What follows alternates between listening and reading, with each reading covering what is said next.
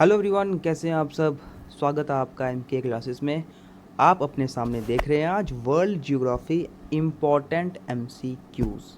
दोस्तों, आप सबको पता होगा आपके सिलेबस में वर्ल्ड ज्योग्राफी मेंशन की गई है, physical divisions of India and world. ठीक है, तो यहाँ पर वर्ल्ड के रिलेटेड भी आपको क्वेश्चंस पूछे जा सकते हैं। सिर्फ इंडिया के फिजिकोग्राफी पर क्वेश्चंस नहीं आएंगे, वर्ल्ड पर भी आपको क्वेश्चंस पूछे जा सकते हैं। तो उसमें उस पर भी हम इंपॉर्टेंट क्वेश्चंस करेंगे। तो हमारे तरफ से ये रहेगा कि जितना भी जो इम्पोर्टेंट क्वेश्चंस होते हैं वर्ल्ड ज्योग्राफी पे, हम वो आपको प्रोवाइड करें। लगभग 5 मंथ का समय है, तो हम ये नहीं कह सकते कि सिर्फ एक पर्टिकुलर टॉपिक पर ही वर्ल्ड ज्योग्राफी पर क्वेश्चन आएंगे। हमें उन पर हर एक इम्पॉर्टेंट क्वेश्चंस को देखना होगा। ठीक है, तो ये जो हमारी पूरी सीरीज़ है, इसमें हम कोशिश करेंगे कि 50 to 100 क्वेश्चंस के बीच में हम ये करें। जितने ज़्यादा हो सके, कोई इसमें बुराई नहीं है। जितने ज़्यादा क्वेश्चन हम इसके पढ़ सके वर्ल्ड ज्योग्राफी के, सब अपने नॉलेज के लिए ही है। तो इस पर हम कोशिश करेंगे कि 50 to 100 क्वेश्चंस की एमसीक्यू सीरीज़ हम ये पूरी कंप्लीट करें। और हर दिन हम जिस तरह हम 10 क्वेश्चंस करते हैं, इसमें भी हम हर दिन सिर्फ 10 क्वेश्चंस करेंगे और धीरे धीरे करके आगे बढ़ते जाएंगे। अभी आपका एग्ज़ाम, आपको पता, अक्टूबर नवंबर मंथ में ही ज़्यादातर आपके एग्ज़ाम्स हैं, तो हम धीरे धीरे करके बढ़ते रहेंगे। आज का पार्ट हमारा नेक्स्ट पार्ट है, जिसमें हम 11 से लेकर 20 तक के क्वेश्चंस करेंगे। आप सबको पता है हमने वर्ल्ड ज्योग्राफी स्टार्ट करी है, और वर्ल्ड ज्योग्राफी भी आपके सिलेबस में मेंशन्ड है। आपको ये इसमें से क्वेश्चंस पूछे जा सकते हैं। तो वर्ल्ड ज्योग्राफी पर भी जितने इंपॉर्टेंट क्वेश्चंस हैं हम उनको डिस्कस कर रहे हैं। तो एक ही करके क्वेश्चंस पढ़ते हैं। नेक्स्ट क्वेश्चन, जो 11th क्वेश्चन हमारा है, what are weathered plantation surfaces called. Weathered plantation surfaces को क्या कहा जाता है? ऑप्शंस है एच प्लेन्स, अर्ग्स, एंसेलबर्ग्स या फिर हुडो। यहाँ पर राइट आंसर है etch plains. Option A is the right answer here. ठीक है, वेदर्ड प्लांटेशन सर्फेस को एच प्लेन्स बोला जाता है, और correct answer is option A. नीचे आप इस पर एक्सप्लेनेशन देख सकते हैं। Etch plains are weathered plantation surfaces. Weathered plantation surfaces होते हैं, ये कौन से सर्फेस होते हैं? Are erosion surfaces. Erosion surfaces होते हैं जो ऑलमोस्ट फ्लैट होते हैं। ठीक है, प्लांटेशन सर्फेसिस कौन से होते हैं? Erosion surfaces that are almost flat. और वेदर्ड प्लांटेशन सर्फेसिस को हम एच प्लेन्स बोलते हैं। क्वेश्चन नंबर 12 था आपके सामने। Which among the following is a step like land form. इनमें से क्या एक स्टेप लाइक लैंड फॉर्म है? लैंड फॉर्म है पर किसकी तरह? Step like. ऑप्शंस हैं रिजिस, टेरेसिस, हुडोज या फिर benches. Right answer here is option B, terraces. ठीक है, terraces is a step like land form. Option B is the right answer है। नीचे एक्सप्लेनेशन देख सकते हैं आप। Terraces are step like land forms. Step like land forms होते हैं, ये एरोजन से ही ये बनते हैं। टेरेसिस विच आर नैरो, वो टेरेसिस जो नैरो होते हैं उनको बेंचेस बोला जाता है। ठीक है, तो यहाँ पर जो आपने ऑप्शन डी देखा, बेंचेस, इन ये है, ये एक्चुअली क्या है? ये टेरेसिस हैं जो नैरो होते हैं। ठीक है, ऑप्शन यहाँ पर B, terraces is the right answer. Question number 13 था आपके सामने। Which among the following land forms is also called as a coastal bench. इनमें से कौन से लैंड फॉर्म को कोस्टल बेंच भी बोला जाता है? Coastal bench. ऑप्शन है A tor, B delta, C wave cut platform या फिर D meanders. The right answer is option C, wave cut platform. इनको बोला जाता है कोस्टल बेंच। ठीक है, ऑप्शन सी यहाँ पर होगा राइट आंसर। नीचे एक्सप्लेनेशन देख लीजिए आप। Wave cut platforms also called as coastal benches. Wave cut platform को कोस्टल बेंचेस, साथ ही साथ शोर प्लेटफॉर्म्स भी बोला जाता है। होते क्या है यार? Erosional landforms. इरोजनल लैंडफॉर्म्स होते हैं formed at the base of the sea cliff along the shoreline। Sea cliff के बेस पर बने होते हैं शोर लाइन के साथ। ठीक है, तो ऑप्शन सी यहाँ पर होगा right answer. Next question, question number 14।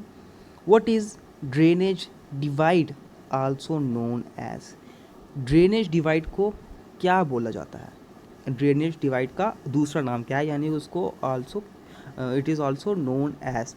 Options है A impluvium, option B catchment area, option C watershed या फिर D drainage area. The right answer is option C, watershed. Drainage divide को watershed भी बोला जाता है।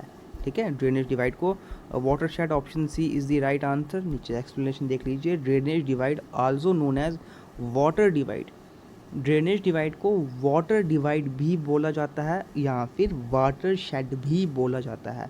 होता क्या है ये? एन एलिवेटेड प्लेटफॉर्म, एक एलिवेटेड प्लेटफॉर्म होता है जो डिवाइड करता है नेबरिंग ड्रेनेज बेसिन्स को। ठीक है, क्वेश्चन नंबर 15 आपके सामने। Which among the following factors is involved in the formation of an impact crater lake? इनमें से कौन से फैक्टर डिपेंड करते हैं किस पे? Formation of an impact crater lake. Impact crater lake, ध्यान से समझिएगा ये टर्म, इम्पैक्ट क्रिएटर लेक। देखिए अगर आप हमारी अर्थ की बात करें, उस पर इम्पैक्ट एक टाइप का क्रिएटर कब बनता है? इम्पैक्ट क्रिएटर कब बनता है? जब आउटर स्पेस से, यानी कि अर्थ के एटमॉस्फेयर के बाहर से कोई चीज़ आती है और वो टकराती है अर्थ पर, उस चीज़ के उसके कारण हमारी अर्थ पर क्रिएटर बनता है, इम्पैक्ट क्रिएटर बनता है। तो इनमें से कौन सा फैक्टर है जो फॉर्म करता है इन इम्पैक्ट क्रिएटर लेक्स को? ठीक है, होता क्या, जो वो गड्ढा बन जाता है ना, बाद में उस गड्ढे में जब पानी बढ़ना स्टार्ट हुआ था उसके कारण वो लेक बन जाती है, तो उसको पूरा बोला जाता है इम्पैक्ट क्रिएटर लेक। अब लेकिन इम्पैक्ट कौन बनाएगा? इम्पैक्ट जो बाहर से चीज़ आएगी वही बनाएगा। क्या वो वोल्केनो होगा? नहीं, वोल्केनो विद इन होता है, अर्थ के अंदर ही होता है वोल्केनो, अर्थ में ही होता है वोल्केनो। अर्थक्वेक भी नहीं इम्पैक्ट क्रिएट कर सकता है वो, ना ही plate tectonics. Right answer is option C, meteor. Meteor वो चीज़ें जो बाहर से आती हैं और हमारी अर्थ पर टकराती हैं। मीटियोर्स बाहर से आते हैं, हमारी अर्थ पर टकराते हैं। ठीक है, जब टकराते हैं वो अर्थ के किसी पॉइंट पर, वहाँ पे बहुत बड़ा गड्ढा बना देते हैं, तो वहीं पर बाद में जब पानी भर जाता है तो उसको इम्पैक्ट क्रिएटर लेक बोलते हैं। Option C is the right answer.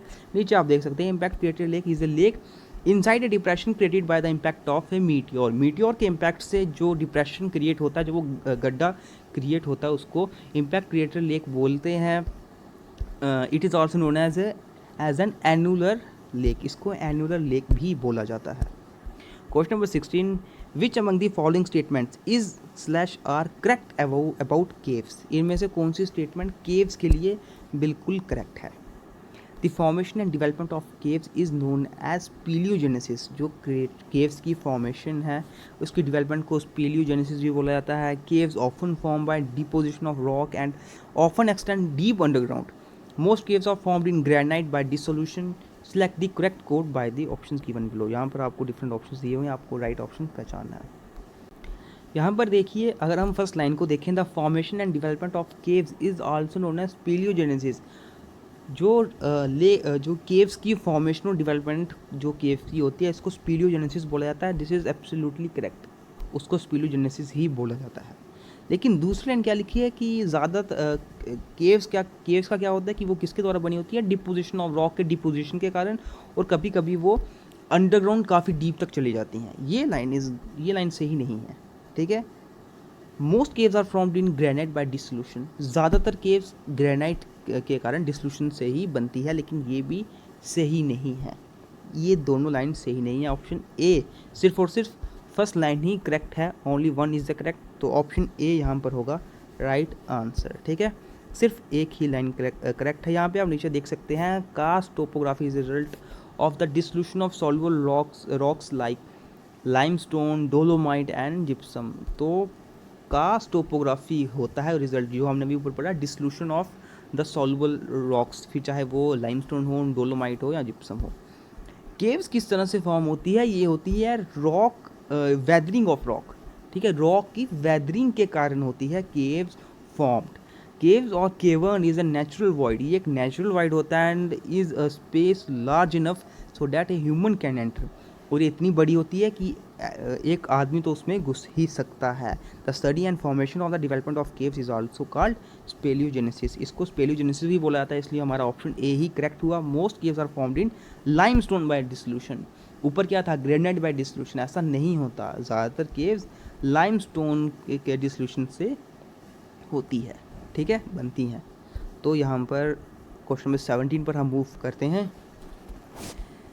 17 question है, which among the following statements is correct about escarpment? इसमें से कौन सी स्टेटमेंट एस्कारपमेंट के लिए बिल्कुल सही है? इट इज़ स्टीप स्लोप और cliff separating two relatively level regions. Second height is a step like platform. Third height is a small hill. Option D height is a small scheduled hollow. चारों options में से जो right answer है वो है option A, it is a steep slope और Cliff. एक type की स्टीप स्लोप होती है या क्लिफ होता है जो दो लेवल रीजन्स को एक दूसरे से सेपरेट करता है, ये होता है एस्कार्पमेंट। ठीक है, option A is the right answer. यहाँ पर आप इसकी एक्सप्लेनेशन देख सकते हैं। Escarpment also called as scarp is a slope landform. It is a steep slope or a cliff separating two relatively level regions. ठीक है, यही बात हमने ऊपर पढ़ी। Next question, what is a ridge that descends towards a valley floor called? उस ridge को क्या बोला जाता है जो that descends, जो डिसेंड होती है किसके तरफ? वैली फ्लोर की तरफ जो डिसेंड होती है उस रिज को क्या बोला जाता है? ऑप्शन है फेसिटेड स्पर, ग्रैबिंग हॉस्ट या फिर डोम। यहाँ पर राइट आंसर है ऑप्शन ए, फेसिटेड स्पर। ठीक है, option A faceted spur is the right answer. नीचे एक्सप्लेनेशन देख सकते हैं। फेसिटेड स्पर और ट्रंकेटेड स्पर, ये वो स्पर है which is a ridge that descends towards a valley floor. ये वो रिज है जो डिसेंड करता है, झुकता है, एक टाइप का बोल सकते हैं, नीचे की तरफ उसकी तरफ झुक कर जाता है। किसकी तरफ? वैली फ्लोर की तरफ। It ends in an inverted V shape. ये इन्वर्टेड वी शेप मतलब एक वी होता है इस तरह से, लेकिन ये इन्वर्टेड वी शेप कि इस तरह से होता है और डिसेंड होता है किसकी तरफ? वैली फ्लोर की तरफ। ये इन्वर्टेड वी की तरह होता है। They are found by active faulty specially normal faulting producing triangular facets. Next question, question number 20. What is the highest peak in Appalachian Mountains? सबसे हाईएस्ट पीक Appalachian Mountains में कौन सी है? ऑप्शंस है A Mount Elbert, option B Mount Mitchell, option C Mount Blanc या option D Mount Aconcagua. The right answer is here option B Mount Mitchell. ठीक है, it is the highest peak in Appalachian mountains. Option B is the right answer. नीचे आप explanation देख सकते हैं। The Appalachian mountain range is located in North America. कहाँ पर located है? ये नॉर्थ अमेरिका में लोकेटेड है।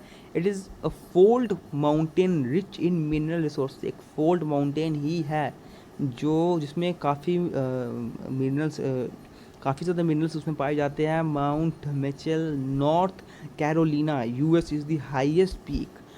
माउंट मिचेल नॉर्थ कैरोलिना जो यूनाइटेड स्टेट्स में है। हाईएस्ट पीक है किसकी? अपैलेचियन माउंटेन्स की। ठीक है, तो यही इसी के साथ दोस्तों हमारे आज के नेक्स्ट क्वेश्चंस कंप्लीट होते हैं। नेक्स्ट वीडियो में हम इसके और नेक्स्ट इंपॉर्टेंट क्वेश्चंस करेंगे, तो कोशिश करेंगे कि जितने वर्ल्ड जियोग्राफी से आपके लिए इंपॉर्टेंट क्वेश्चंस बन सकते हैं हम उन सबको एक एक करके डिस्कस कर लें। काफ़ी ज़्यादा टाइम है, आप बस इस वक्त अपने जिन लोगों ने कुछ भी पढ़ना स्टार्ट नहीं किया उन सबको बोल रहा हूँ कि आप पढ़ना स्टार्ट कर दीजिए। जिन लोगों ने पढ़ लिया है वो रिवीजन इसकी कर सकते हो आराम से। ठीक है, हर चीज़ को रिवाइज आप आराम से कर सकते हो। बहुत टाइम है अभी आपके पास। MCQs भी आपको डेली प्रोवाइड किए जा रहे हैं, टॉपिक वाइज टॉपिक। और करंट अफेयर्स के लिए भी हमने आपको बताया, हमने दूसरा चैनल बनाया है JK अफेयर्स, आप उसको ज्वाइन कर सकते हैं। वहाँ पर हर दिन आपके लिए करंट अफेयर्स अपलोड किए जाते हैं। करंट अफेयर्स भी काफ़ी ज़्यादा इंपॉर्टेंट रोल प्ले करते हैं। अभी आपके जितने भी आगे एग्जाम्स आएंगे हर एक में करंट अफेयर्स तो पूछे ही जाते हैं। ठीक है, तो करंट अफेयर्स के लिए हमने वो चैनल स्पेशली बनाया हुआ है और जो भी इंपॉर्टेंट नोटिफिकेशन होती है उसके लिए भी हम JK अफेयर्स पर वीडियो अपलोड करते हैं, चाहे वो जॉब के रिलेटेड हो या फिर जम्मू कश्मीर के लिए कोई इंपॉर्टेंट न्यूज़ हो। तो मिलते हैं फिर आपसे अब नेक्स्ट वीडियो में वर्ल्ड जियोग्राफी के नेक्स्ट पार्ट के साथ।